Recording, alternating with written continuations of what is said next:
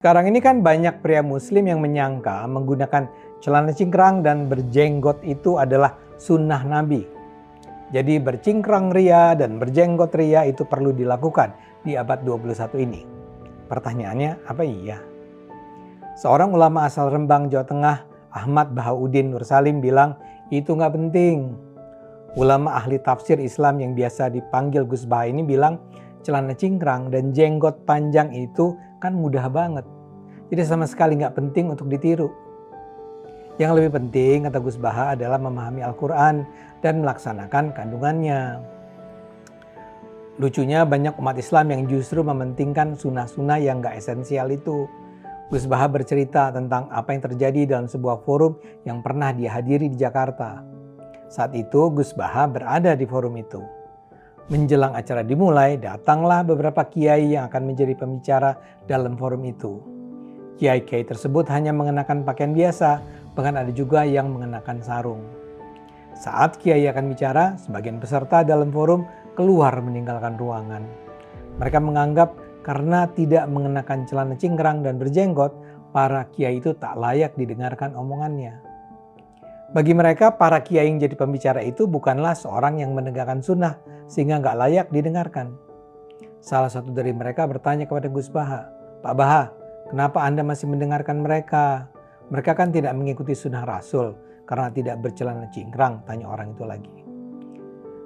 Kalau hanya soal celana cingkrang dan jenggot itu gampang banget, jawab Gus Baha menyindir.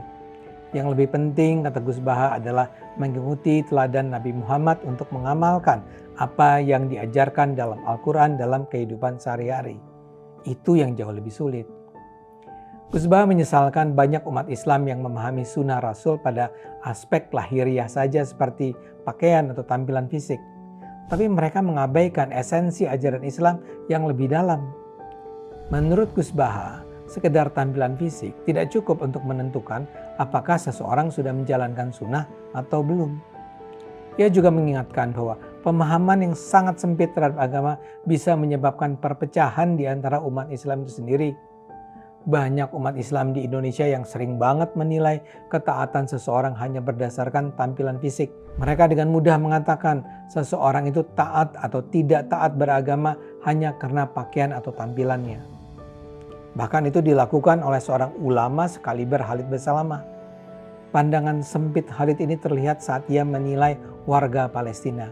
Dia bilang, penderitaan yang dialami warga Palestina itu terjadi akibat mereka tidak taat kepada Allah. Nah, indikator tidak taatnya itu adalah cara berpakaian dan penampilan muslim di sana. Dia bilang, muslimah di Palestina jarang yang mengenakan jilbab, sementara muslim laki-lakinya hanya sedikit yang berjenggot. Kalau logika seperti Khalid ini dipakai, ya kita bisa aja balik bertanya, kok Allah tidak menghukum masyarakat di negara-negara barat yang tidak berjilbab? Kok barat itu lebih makmur daripada negara-negara yang warganya banyak berjenggot? Sudahlah, tinggalkan ya cara berpikir sempit semacam itu. Yuk beragama dengan akal sehat,